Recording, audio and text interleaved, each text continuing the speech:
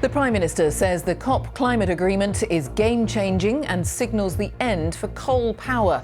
But there's disappointment and anger that India and China watered down the final wording about its use. We can lobby, we can cajole, we can encourage, but we cannot force sovereign nations to do what they do not wish to do.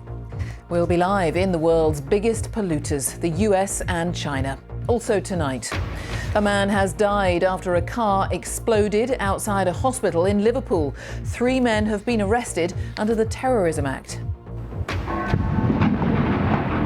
The Queen misses the Remembrance Sunday ceremony at the Cenotaph for the first time in 22 years. Hamilton, against the odds, has come home to win the South. And victory for Lewis Hamilton at the Brazilian Grand Prix keeps him in with a chance of the Formula One Championship.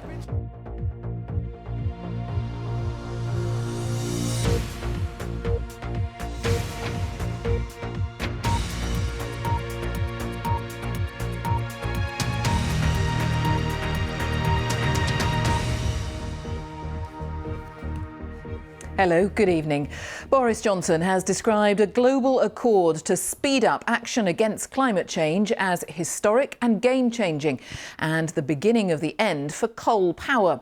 But his remarks come after the president of the COP26 climate conference, Alok Sharma, said India and China will have to justify themselves to the world's most vulnerable countries after the two nations demanded last-minute changes to the deal, softening commitments to reduce the use of coal.